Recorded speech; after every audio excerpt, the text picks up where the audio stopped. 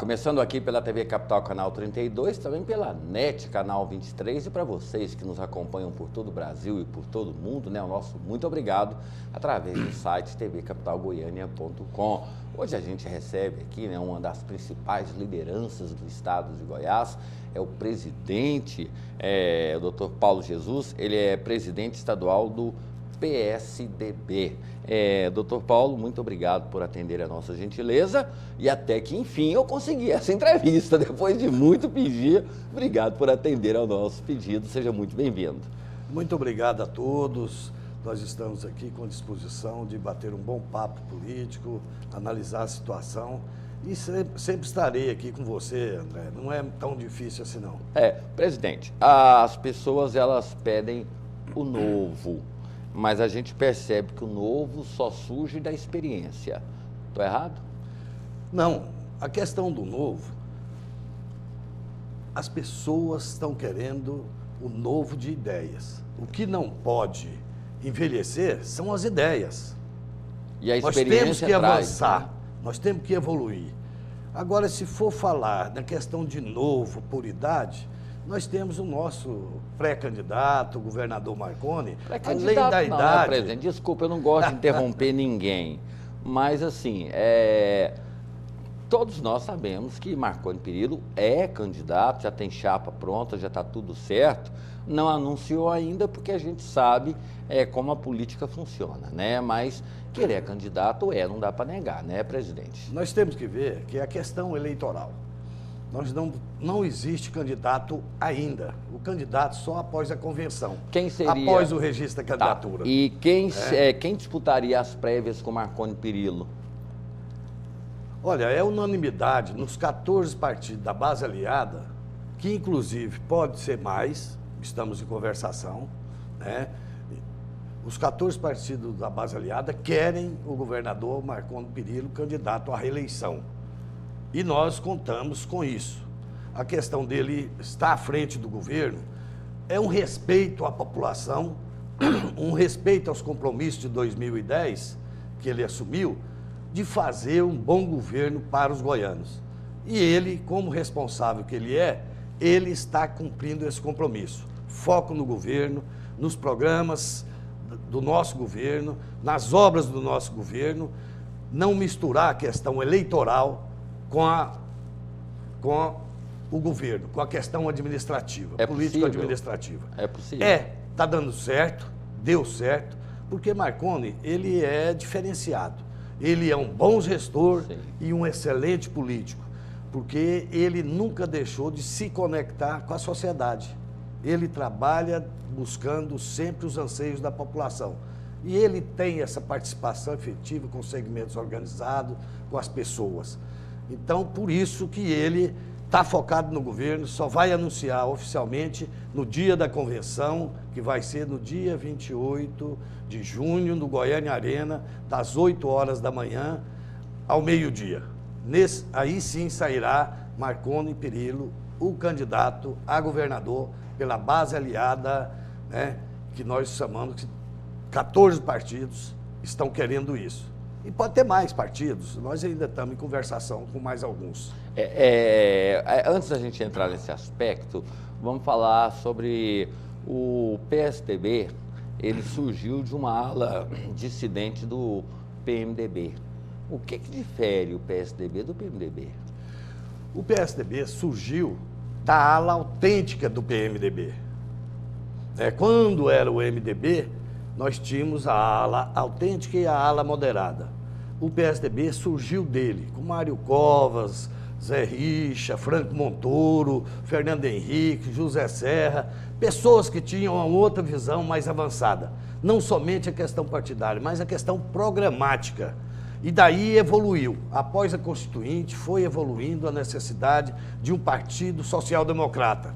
E nós encampamos o ideal da social-democracia, que tem em foco, em primeiro lugar, o ser humano, as pessoas, a qualidade de vida das pessoas.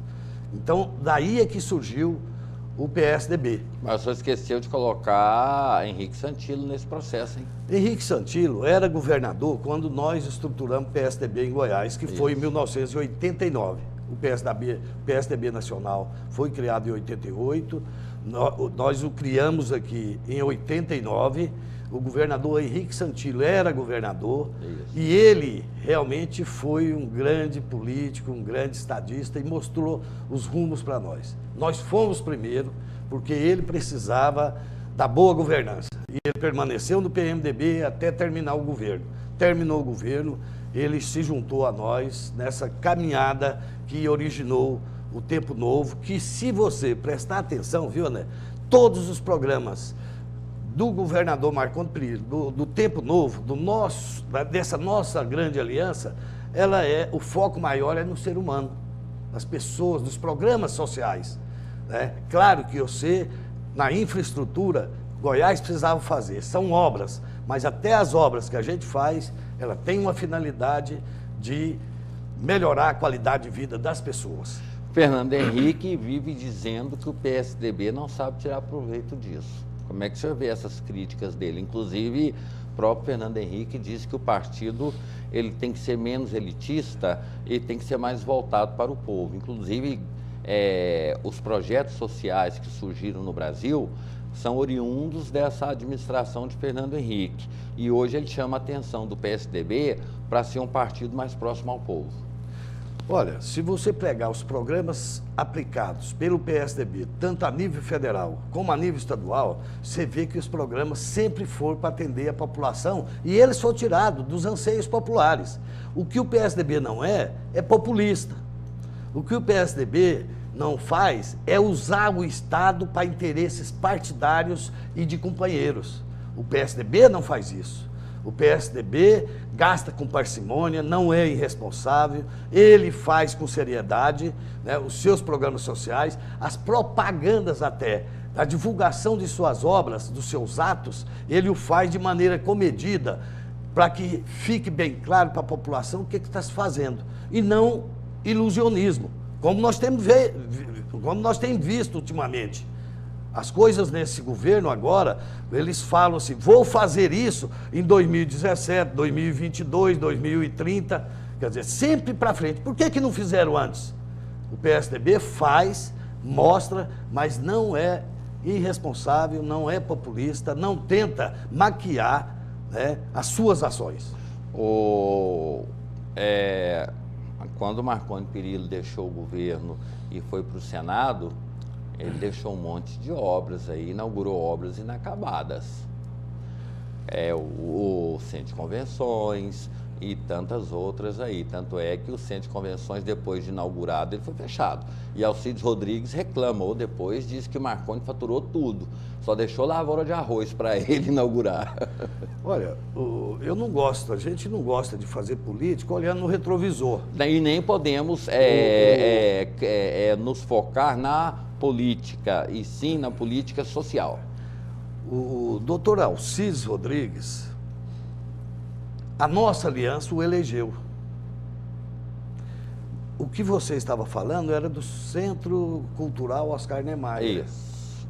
Mas já deixou tudo pronto, praticamente somente para os últimos retoques e colocar em funcionamento.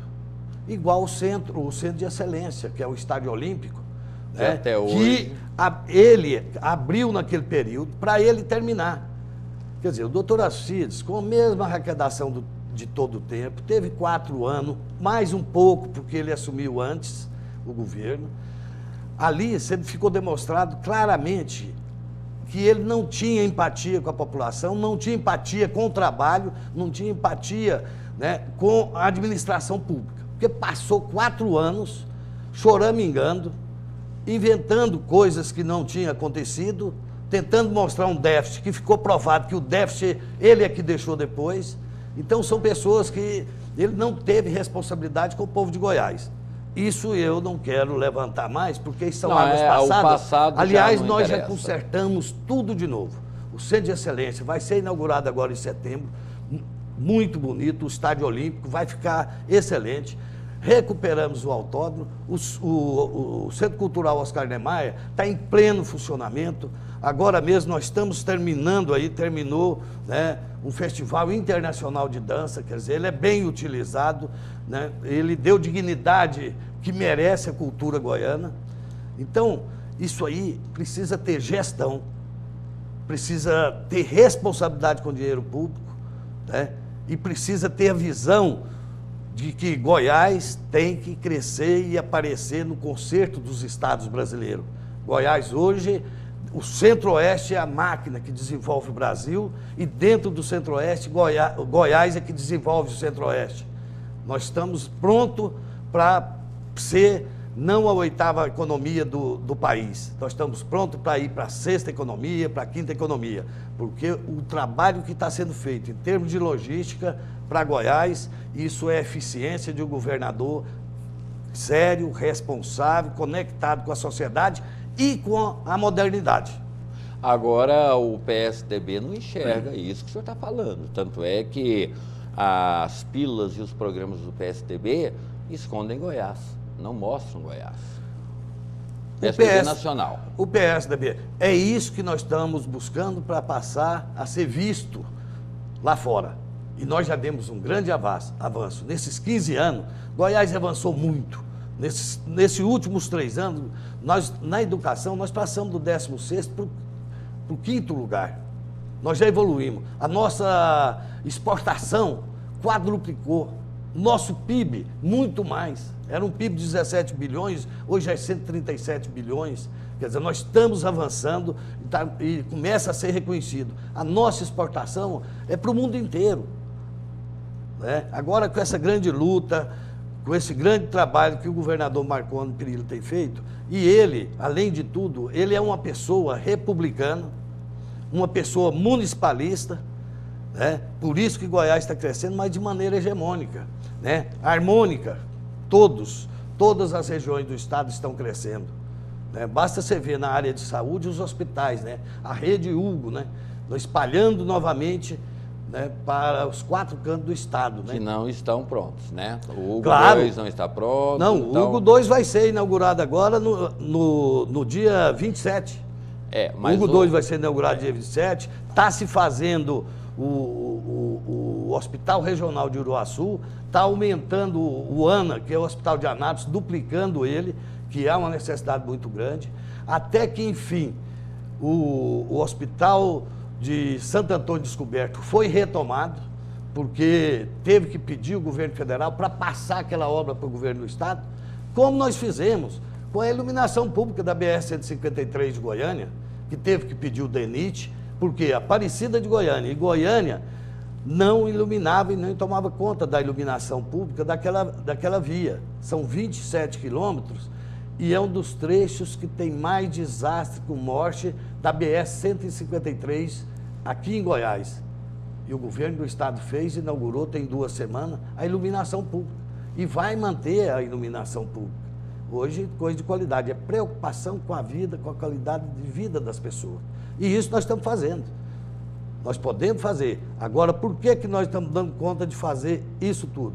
Porque é feito com seriedade, é feito com dinheiro em caixa, não se começa uma obra sem ter dinheiro, terminamos as coisas antigas e agora estamos fazendo e terminamos as coisas novas, as obras novas. Tá, mas aí o senhor não está cometendo injustiça, porque grande parte dessa verba para as obras, elas são oriundas do BNDES, aonde o governador, com muita competência, eu chamo de fênix, né, porque ele consegue superar as crises, mas todas essas obras que estão sendo feitas no estado de Goiás contam com recursos do governo federal, BNDES e tantos outros institutos e outros órgãos. Não seria mais justo dizer que essa parceria do governo do estado e com o governo federal transcende a questão política e vem de encontro ao anseio do cidadão? Eu não fiz injustiça nenhuma quando eu estava falando que o governador Marconi é um grande gestor e está fazendo. Muitas dessas obras é do Tesouro Estadual. A grande maioria, nós tomamos emprestados, 7 bilhões emprestados para obra de infraestrutura no estado de Goiás. Do BNDES, Caixa Econômica Federal, Banco do Brasil. Isso é dinheiro do governo federal, não é governo de partido. Isso não é dinheiro do PT, é do governo federal Nós estamos tomando emprestado e vamos pagar. Vamos pagar. Claro que nós estamos pagando. Até hoje, nós pagamos 10 bilhões de reais, o Estado de Goiás pagou de dívida. Então, nós pagamos dívida que tinha juro de 12% ao ano, estamos tomando emprestado esse com prazo maior e com juro de 6% ao ano. O juro ficou maior. Tanto é que a Secretaria do Tesouro Nacional veio aqui e nos deu a certificação que o Estado de Goiás é o Estado que mais diminuiu sua dívida nos últimos 3 anos. Ele ficou em primeiro lugar no país em o Estado que mais diminuiu a sua dívida com a União. Então, claro, e outra, o governador Marconi, todas as obras, nas suas placas de inauguração, nos seus discursos, na sua apresentação, ele sempre disse que tem dinheiro emprestado do governo federal, agradece a relação republicana da presidente Dilma com ele, e ele lá também, do jeito que ele faz com todos os governos daqui. Não interessa se Anápolis é PT ou não é, se Aparecida é PMDB ou não é, a relação a população vê, ela sabe. Para você ver, Anápolis, centro de convenções, aeroporto de cargas, né, parque tecnológico, recuperação do DAIA novamente, que em outros governos passados eles abandonavam, deixavam o DAIA acabar. E Anápolis é um grande ponto de desenvolvimento econômico do Estado. E nós sabemos disso, por isso investimos. Não, tanto é que Alcide Marconi interveio na administração em Anápolis e nomeou Alcides Rodrigues como o interventor lá, porque a situação estava crítica. Naquele período foi isso, realmente estava caótico. Estava caótico, a administração não tinha uma forma de aplicar corretamente, né, os recursos e voltar a Anápolis a ser. Então, eu estava falando disso para mostrar a relação republicana que Marconi tem com os municípios, não interessa se prefeito é de partidos adversários ou não, e essa mesma relação a presidente Dilma tem feito também com relação a Goiás, porque Marconi também faz um governo de relação respeitosa com a presidente da República, tanto é que na última visita em Anápolis ele agradeceu perante todo mundo, né? Falou que ele será eternamente grato à presidente da República, né? E ela fez o mesmo tratamento. Isso é uma forma nova de se fazer política, com urbanidade, com respeito, né? As autoridades, a relação entre os estados, né? Os estados, município, a União, quer dizer, os entes federativos, né? Você tem que ter essa relação. A população quer o benefício. A população quer que o resultado para a melhoria de qualidade de vida. Aliás, esse é o objetivo de todo governo. Que deveria, tem que governar para a população, não para grupos, não para pessoas. Deveria. Exato. Agora, essa aproximação do governador Marconi Perillo, a gente sabe que tem um objetivo de trazer incrementos, recursos, essas coisas, mas também não é uma forma de anular o efeito Lula, já que Marconi Perillo diz que Lula foi o maior canalha da história política brasileira? Não é uma forma aí de deixar a presidente Dilma constrangida, de permitir que Lula venha até aqui e faça aqueles discursos ofensivos que é de praxe? Olha, André, essa relação, quer dizer, a criatividade da população, a criatividade dos jornalistas, de todo mundo, sempre pensa, né, em buscar esse assim, será que não está fazendo isso, é para aquilo outro? Pode até dar o efeito, mas não é. O Marconi leva a sério o governo dele, né? Ele faz essa coisa respeitosa. Ele não vê o Estado de Goiás como dele, não. As pessoas participam da decisão, né? Será? Participam da decisão. Olha, nós estávamos fazendo o VLT, Veículo Leve sobre Trilho, que já estava quase terminando o projeto, né? E ele imbuído que precisava de um meio de transporte mais eficiente, mais sustentável, né? Que seria somente por cima, né, da Avenida Anhanguera ali. eu estava numa reunião com o Fórum Empresarial, com os comerciantes da região, quando eles solicitaram a reunião e pediram, né, umas modificações do projeto. Quer dizer, ele pegou, determinou, então, suspende, vamos escutar isso aqui, vamos alterar o projeto. Nós não fazemos um projeto de governo, nós não fazemos obra de governo, de um governo, nós fazemos de Estado. Então ele falou, ó, se precisar, deixa para depois, mas vamos fazer de acordo com a população, porque nós não vamos impor uma obra. Eu estava no meio dessa reunião, eu estava lá presente. Então eu vejo, em vários outros segmentos, ele procura, discute, aceita, né, as propostas e ideias. Mas voltando à questão do Lula, ficou provado que o Lula, né, por conta que Marconi Perillo denunciou a ele, falou, avisou para ele que existia o mensalão, ele não deu satisfação para isso e acabou, o mensalão estourou. E o Lula ficou, né, com ódio do governador Marconi por ter avisado. E o Marconi pensando que estava ajudando, né, porque estava aquele processo. E aí começou a afirmar que não existia mensalão, que Marconi era um mentiroso, e ficou provado que quem era mentiroso é quem não queria ver, quem não queria ouvir. O Supremo Tribunal condenou e a direção do PT está presa lá na Papuda. Quer dizer, a grande imprensa nacional descobriu, ficou feito.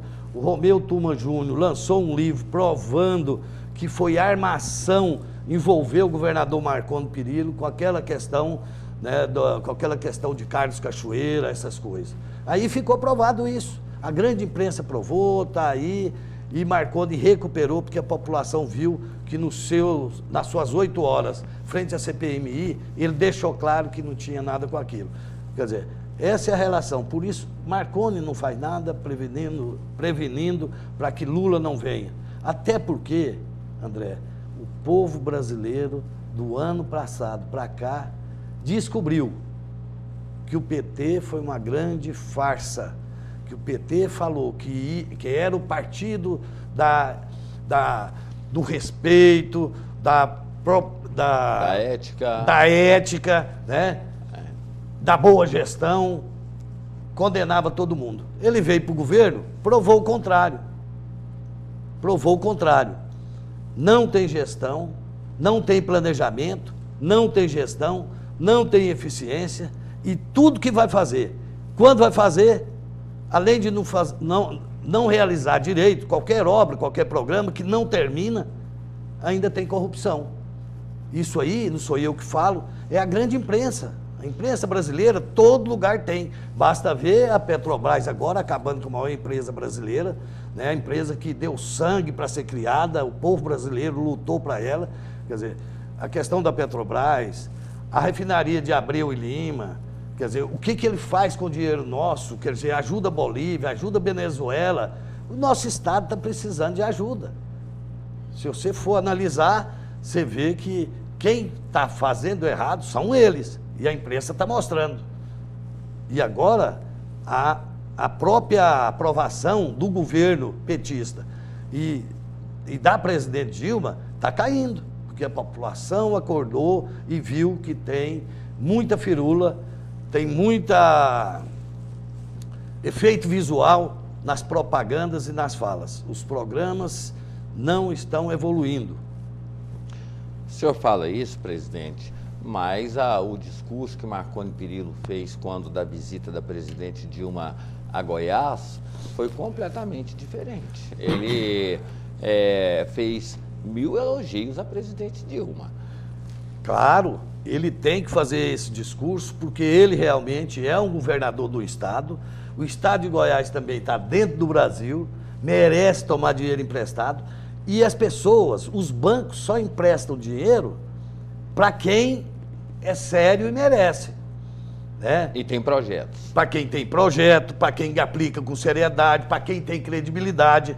E aí ele agradeceu e elogiou o papel republicano que a presidente Dilma está fazendo com Goiás. Mas não é nenhuma boa vontade para... Não, eu vou te ajudar porque você me trata bem. Não é não. Porque nós somos brasileiros, nós fazemos o trabalho de casa E nós merecemos. E o governador trata ela bem também. Mas não Agora, poderia... governo com governo não se faz oposição de governo a governo. Tá, mas... Não se faz. Agora, eu sou presidente do meu partido, nós temos um projeto diferenciado e nós vamos apresentar para a sociedade aí a nível nacional. Nós temos um pré-candidato que é Aécio Neves e nós vamos fazer isso. Nós temos que mostrar os defeitos e mostrar os nossos trabalhos. Agora, não de maneira como o PT sempre fez anteriormente. Se colocava como partido da ética, como partido sério, não aceitava corrupção, era um bom gestor, cobrava eficiência. Hoje nós estamos vendo que o PT é tudo o contrário. Eu sou presidente do PSDB de Goiás e eu estou vendo. E nós temos que mostrar os nossos. Nós não criticamos por criticar. Nós temos projeto, aliás, nós já fizemos muita coisa pelo Brasil. O PSDB já fez.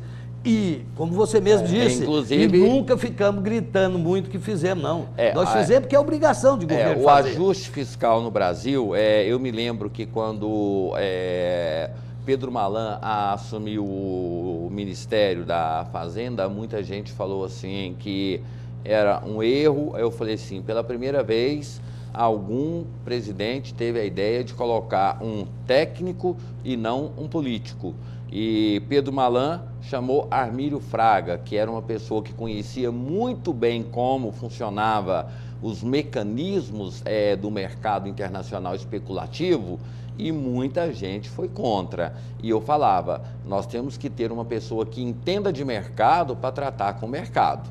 E deu resultado. O governo Fernando Henrique Cardoso, ele criou uma estabilidade, ele criou a responsabilidade fiscal, essas coisas, os projetos sociais. Mas o PT hoje fala que essa era não existiu, tanto é que eles fizeram a comemoração aí dos 11 anos da estabilidade da economia, esqueceram os 4 de Fernando Henrique. O PT... E assim, só uma observação, quando o senhor fala sobre o PT, eu sempre digo, o PT, no máximo, é igual hoje aos outros partidos, não difere em nada. Eu acho que ele é pior. Porque está no poder. Todos que estão no poder são ruins. A sanha de utilizar o Estado para interesse pessoal é muito grande, sabe? A gente vê que a corrupção aflorou mais. Não é que a Polícia Federal, o PT mandou investigar mais, não. Agora, quem está na cadeia são eles, os formuladores da política deles. Eles é que estão fazendo a coisa errada. Eles estão mordendo na própria língua, estão sentindo o próprio veneno, né? Eles que estão fazendo a coisa errada. Isso aí, a população brasileira sabe muito bem disso. Agora, a questão, por exemplo, você falou aí do Pedro Malan, de Fernando Henrique, do Plano Real. Armírio Fraga, essas pessoas que foram precursores dessa política fiscal austera que a gente hoje vive no Brasil. Olha, um dado interessante, André, é que dessa questão da dívida que o Pedro Malan renegociou, ele trocou a dívida externa, que era tipo juro de 10%, com juro ao ano, com juro de 2% ao ano. Exato. E alongou a dívida externa brasileira. O Lula entrou e, para ser o inventor do Brasil, né, para ser o inventor do Brasil, ele foi o período que mais correu dinheiro no mundo, né? Foi o período do primeiro governo do Lula. Não aproveitou-se nada. Ele pagou a dívida externa, que era pouca, que era 120 bilhões de dólares. E aumentou a dívida interna. E aumentou a dívida interna. Quando o Fernando Henrique saiu do governo, a dívida interna nossa era 860 bilhões. Hoje ela está em 1 trilhão, ou mais já. A dívida interna, com uma dívida de quanto?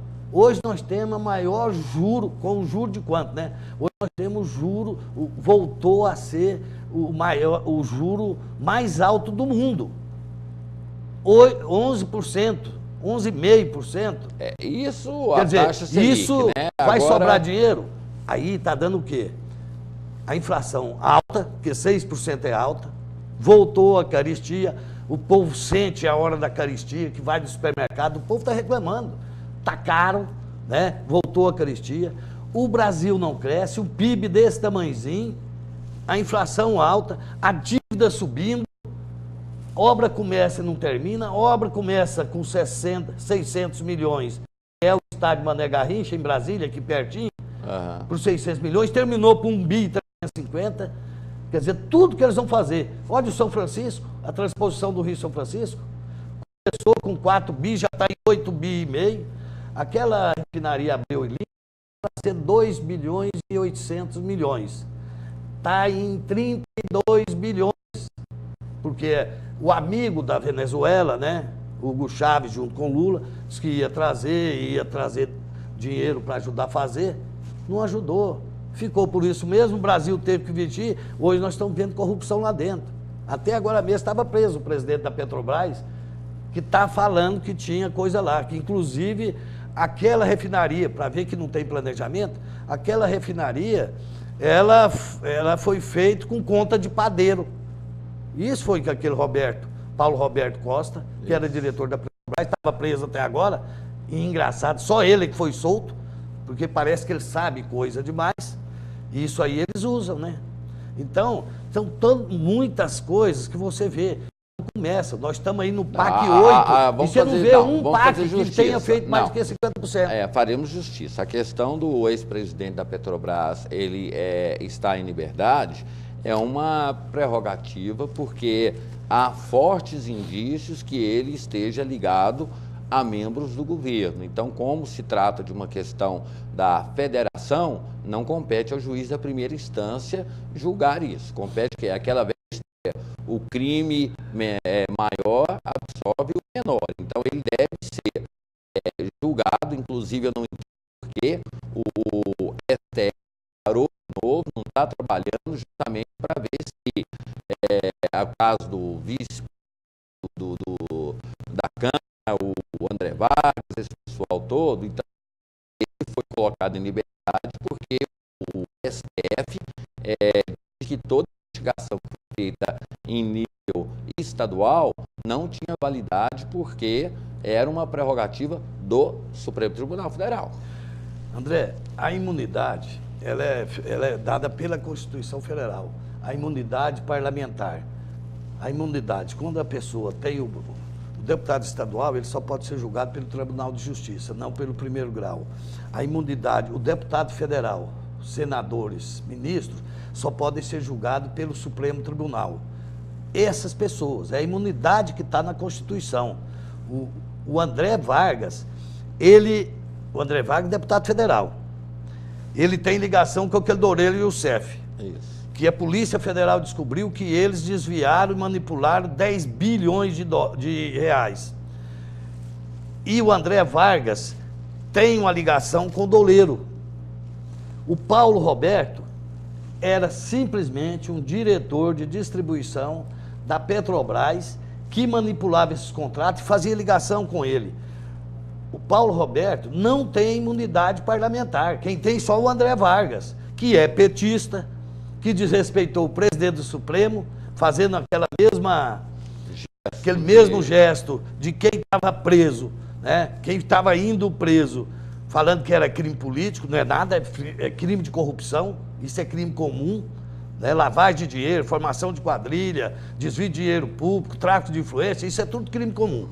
Então, o Paulo Roberto Costa, eu não sei por que ele foi solto, porque ele não tem imunidade. Não tem imunidade.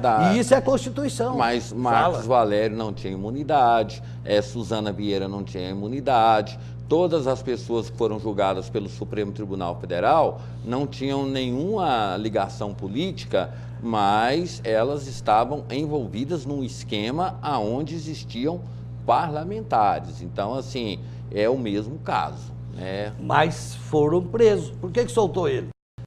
Marcos Valério foi preso, aquela gerente daquele banco Marcos Valério, então, Marcos Valério ficou solto até que houve julgamento, condenação. Ele foi preso. Eles estão presos, inclusive até hoje. Estão presos até hoje. Por que os outros não, né? Presos não. Eles estão no Hotel 5 Estrelas, com toda a regalia que pode se... Transformar na papuda do 5 Estrelas? No Hotel 5 Estrelas. Então, assim, agora, falando sobre essa questão, em 2007, Leonardo Vilela, quando assumiu a presidência do PSDB, disse que o PSDB era maior do que Marconi. O senhor tem esse mesmo pensamento? Olha, o PSDB, ele é o portador das ideias da social-democracia. Ele é o partido que inspira e que tem em seus programas a social-democracia, a forma de governar e a sua organização. Marconi faz parte dele. Agora, o governador Marconi é a maior liderança que o PSDB tem em Goiás. Isso é verdade. Agora, o PSDB é grande, o PSDB é um partido organizado no país inteiro. Aqui em Goiás ele é muito forte. Nós temos segmentos sociais que fazem parte do PSDB, ele é muito forte. Infelizmente, os partidos são fracos porque ainda falta muita coisa para... Nós temos que fazer uma reforma partidária, uma reforma política que fortaleça os partidos. Mas é uma utopia, né, presidente, pensar numa reforma política que não seja promovida pelo povo, porque os políticos que estão no poder, eles querem reformas eleitorais, não querem reformas políticas. Nós temos que diferenciar quem pensa de maneira mais profunda, mais permanente, para o futuro, porque ao misturar os políticos não querem, existem políticos que querem, existem políticos que não valem nada, existem políticos que só querem benefícios do poder, mas existe políticos com seriedade que querem governar, querem participar e que querem avanços. E isso existe, nós podemos fazer. E tem políticos sérios nesse país. E por isso que nós temos que falar, nós temos que participar. Aliás, está chegando o período da eleição, é a hora de separar o joio do trigo, é a hora de buscar fazer o voto, não vender o voto, não pegar influência nenhuma e separar os verdadeiros políticos que querem avançar, melhorar a democracia, aprofundar a democracia e de forma que a gente acabe com a corrupção. Agora, buscar as utopias, nós temos que buscar mesmo, nós temos que sonhar. Nós não podemos ficar quietos, senão comanda mesmo. Em política existe o espaço, o vácuo, não fica vácuo. O poder não existe. Não existe, não admite vácuo. Não admite vácuo. Então, por isso que as pessoas sérias têm que participar. É a hora, a grande festa da democracia são as eleições. É a hora de separar. Quem for comprar o voto tem que ser tirado da política. Quem usar subterfúgios, como nós vimos aí num grande programa de televisão aí, as pessoas falando como os políticos compram os seus mandatos. Isso nós temos que acabar com isso. Senão, nós vamos continuar com maus governos, com perversidade, né, com apropriação, né, por certos políticos, né, do Estado brasileiro, né? Então, nós precisamos discernir bem durante as eleições, escolher os melhores, e os melhores têm que vir participar do processo. Por isso que precisa de uma reforma partidária, uma reforma política, também uma reforma tributária, reforma trabalhista. Todas, né? Olha, uma das coisas mais importantes, André, aonde o povo vive? Nos municípios. Nos municípios. Começa, né, na rua, vai para a cidade, para o estado, mora ali, para o país. Mora nos municípios. Né? Ninguém mora no estado e nem na União. Nós precisamos rever o Pacto Federativo. A maioria dos países do mundo já resolveu isso. Por isso que eles desenvolvem harmonicamente. Mas nós estamos presos ainda na discussão política. Nós não temos uma discussão em benefício do povo, nós temos uma discussão política. Infelizmente, isso não é o senhor que está falando, não sou eu que estou falando, não. Você acessa as redes sociais, você conversa com as pessoas, existe muito mais uma preocupação política do que partidária política, do que propriamente com o Brasil. Mas o problema é que grande parte dos nossos deputados federais, senadores, muita gente, eles usam o mandato para somente defender os seus interesses de grupo, interesses pessoais, porque a política vai existir sempre, ela tem que existir, tudo é resultado da política. Agora, por isso que eu estou falando, nós temos que pegar os melhores políticos, nós temos que ter partido forte, para a turma escolher através de ideias, de proposta, não escolher messiânicos, não escolher imperadores. Quando eu falo do Pacto Federativo, ora, o município brasileiro fica com 14% da receita o Estado fica com 14% da receita arrecadada, então já dá 28%, e a União com 72%. E aonde mora a população? Uma casa que o governo federal contrata para fazer, se você mandar o dinheiro para o município fazer, ele com dinheiro de uma casa, ele faz duas. Depende que é mais barato. Depende do município. Não, né? claro. Fernando Henrique criou a municipalização da saúde, os prefeitos acabaram com os hospitais e criaram as ambulâncias. Hospitais, quando houve o repasse do recurso direto para o município gerir a saúde, os hospitais acabaram. Olha, não pode falar que os prefeitos são os culpados, são os corruptos. Não pode. Nós temos, olha, no município... O sistema é assim. Não, nós temos que mudar. Nós temos que mudar, senão não adianta. Para você fazer uma boa saúde, você tem que ter financiamento. Então, o município com 14% e as obrigações, porque o povo vai se socorrer ali, né? Tem um desastre, tem uma doença, tem uma necessidade, é ali. Agora não pode falar, não, porque no município, o município tem seu promotor, tem o seu juiz, tem a polícia, tem as associações, tem as entidades, Câmara de Vereadores, quer dizer, é só fortalecer o sistema democrático. Aí você tem mais fiscalização. Agora fala, não, no município porque tem corrupção. Eu estou vendo corrupção demais aí, ela é da União também. Ou fortalecer... Todo lugar, você está vendo toda hora. Rapaz, corrupção por semana. É escândalo por semana. Mas no Brasil isso nunca foi novidade. Nós temos que acabar com isso. Mas não seria fortalecer os movimentos sociais, esses movimentos onde nascem as demandas? Isso foi criado, os conselhos, eu lembro da época de Fernando Henrique, o conselho do Fundeb na época, tinha o conselho do Fundeb, o conselho da saúde, o conselho da educação, isso tudo foi criado, isso que tem que fortalecer, isso tem que, porque na medida que você tem fortalecido os órgãos de fiscalização, aí você vai, e tem que acabar com um pouco da burocracia. O dinheiro tem que sair, por exemplo, a permanecer com 72% do dinheiro com a União, o dinheiro que sai da União chega no município, sai lá R$100, chega no município 22, ele vai sendo desaparecido no meio da burocracia. Mas isso começou com o Fernando Henrique, com a CPMF, que é uma contribuição que vai direto para o governo federal, que era para atender a saúde, a DIB já desistiu, porque o dinheiro que era utilizado, a contribuição que os municípios não fazem parte, os estados não fazem parte, fica nas mãos da União, prevalece.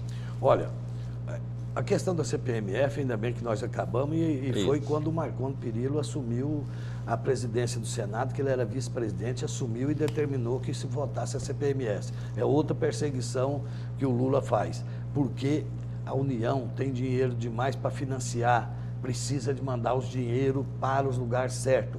O Fernando Henrique criou naquela época, aliás, o SUS, quando o Fernando Henrique entrou, já existia. Sim. Ele só fez implantar, com o Zé Serra, que fez um grande trabalho, né? Inclusive o programa que foi nacional. Foi o melhor ministro, né? Da saúde. Da saúde. Mas teve. Por quê?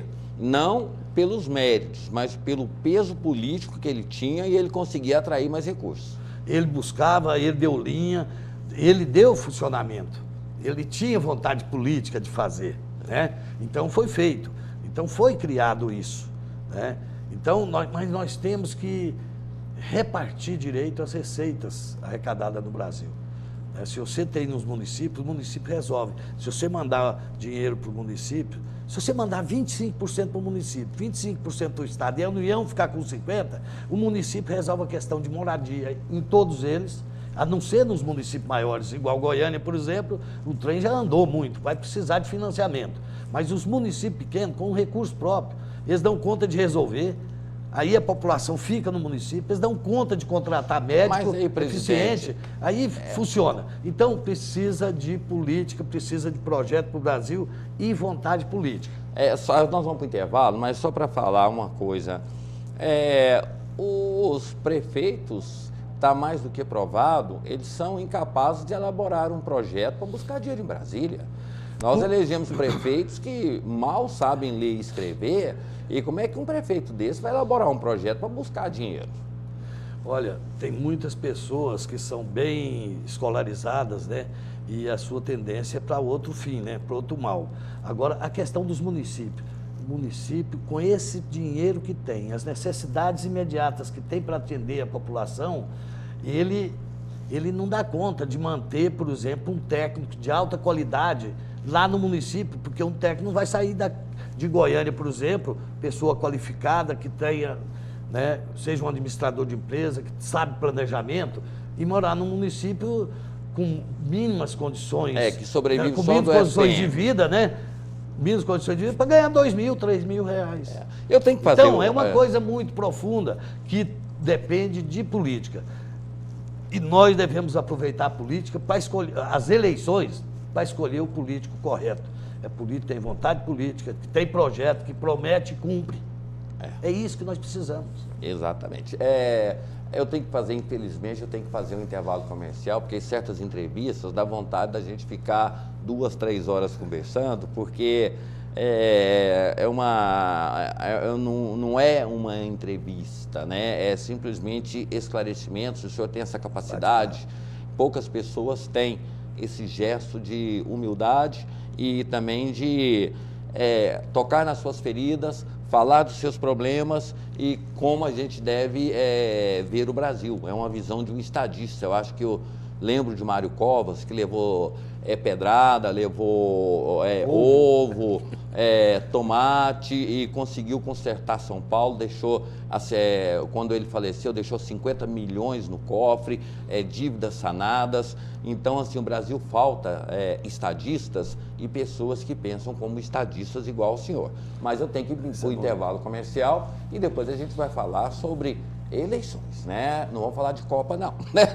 O senhor vai... Não, até seria bom. Eu tenho uma visão disso aí. O senhor é igual os brasileiros. Saiu uma pesquisa hoje dizendo que quase 70% do povo brasileiro vai ver o jogo pela televisão, porque não vai gastar com lazer e não vai ao estádio porque a crise financeira, ela bateu na porta. Mas é assunto para a gente vai tratar depois do intervalo, um instante só. Eu volto aqui recebendo com muita alegria o Dr. Paulo de Jesus, ele que é presidente estadual do PSDB. Um instante só, a gente de volta.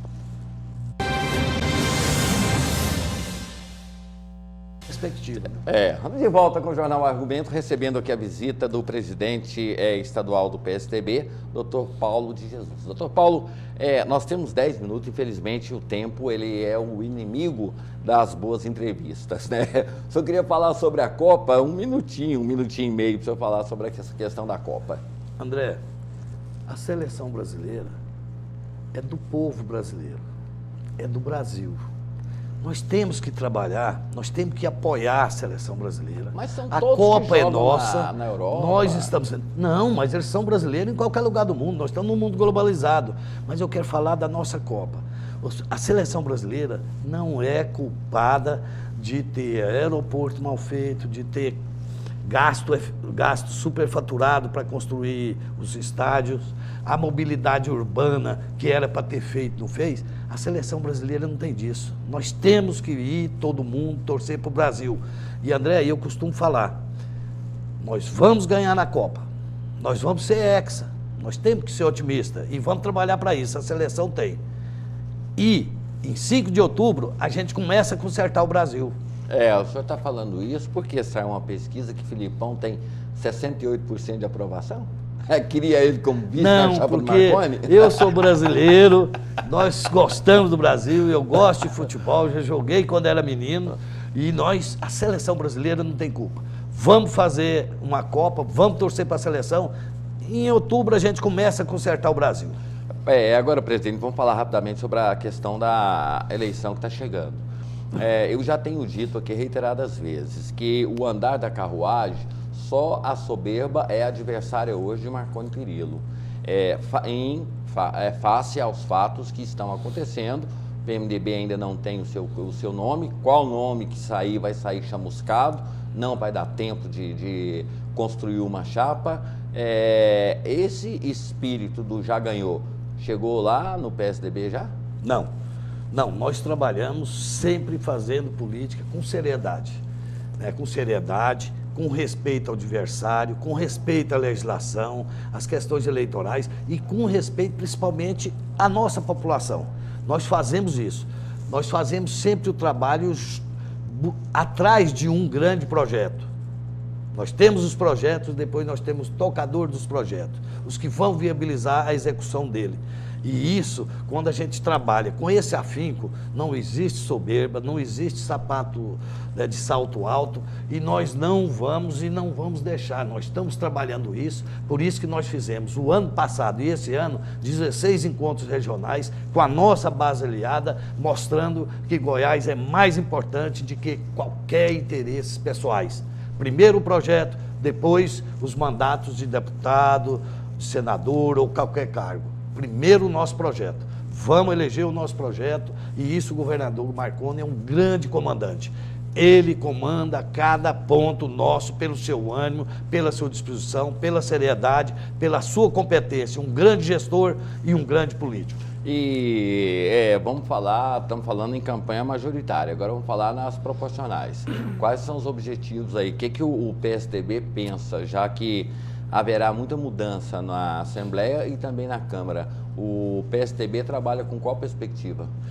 Olha, o PSDB, nós estamos trabalhando com a perspectiva de eleger para a Câmara Federal 5 deputados federais.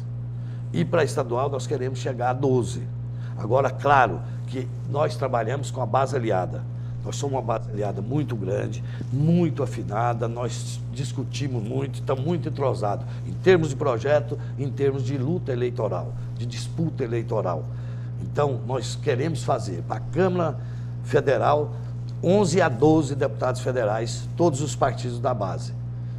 E para a Assembleia Legislativa nós queremos chegar, hoje nós somos 25, nós queremos chegar a 28, 29. E Senado, como é que vocês vão resolver esse imbróglio de Caiado, juntamente com o ex-secretário, jornalista também tá branco, viu? Da Branco. Gosto muito dele. Vilmar Rocha. Deputado Vilmar Rocha. Dele. Essa a única coisa que parece que ainda não está bem resolvida. Caiado está com vocês? Olha, o Ronaldo Caiado é um deputado que ajudou a criar o Tempo Novo. Uma liderança séria, responsável, tem a sua visão, né? Sua visão e atuação política, né? Reta, previsível. É uma pessoa que a gente quer ter junto com a gente. Só que nós estamos sentindo, no nosso encontro de Rio Verde, os 14 partidos da base aliada solicitaram ao nosso grande articulador político, que é o governador Marconi Perillo. Mas são as conveniências que montam a estrutura, né? José Hélio foi um grande companheiro do governador Marconi Perillo, ajudou com eficiência, grande revelação política em Goiás, com eficiência na questão administrativa, deu tranquilidade para o governador funcionar. E o deputado Vilmar Rocha, enquanto chefe da Casa Civil, ele também o fez dessa forma. Ajudou a superar aqueles 2 primeiros anos de turbulência que nós tivemos, né, de injúria, de infâmia. Nós recuperamos, mostramos e trouxemos Goiás para cá. O tempo está acabando, nós temos 3 minutos só, o senhor não respondeu ainda. No entanto, os nossos partidos definiram que a chapa seria essa. Pediram, né, e solidificaram que a chapa seria... Nós queremos ainda o governador Marconi Perillo, que vai anunciar no dia 28, na nossa convenção, José Hélio para vice e o deputado Vilmar Rocha como candidato a senador da nossa base aliada. Queremos Caiado com a gente. Vamos ver como que faz. Sobraria só deputado federal. Pois é, ele é uma pessoa que muito grande, o governador pensa muito, o governador inclusive sugeriu que fosse na chapa de Aécio, tivesse um goiano, né? Ou Ronaldo Caiado de vice ou Henrique Meirelles, para a gente ampliar e levar Goiás para fora nas grandes discussões políticas do país. Então nós vamos ver, porque também chapa, eleição, tudo é finalizado no último dia das convenções. É igual o anúncio dos jogadores da seleção brasileira, né? Na última hora. Agora, presidente, a gente está vivendo uma situação inusitada, nunca antes, né? Sui generis. Júnior do Friboi, ele não mudou muito a política, não. Esses apoios que o senhor está recebendo, o pessoal do PMDB está procurando o PSDB? Já tem 12 deputados, 12 prefeitos do PMDB que estão conosco. pode vir mais. Isso por quê? Questão de projeto. Ou perspectiva de poder.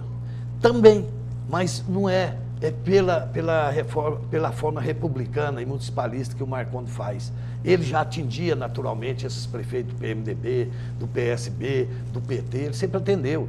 E esses prefeitos agora, pelo imbróglio que eles se meteram, né, por muitas vaidades, né, e egos altos, né, do lado da oposição, né, e por messianismo que eu falo, coronelismo, ficou essa confusão lá nas oposições.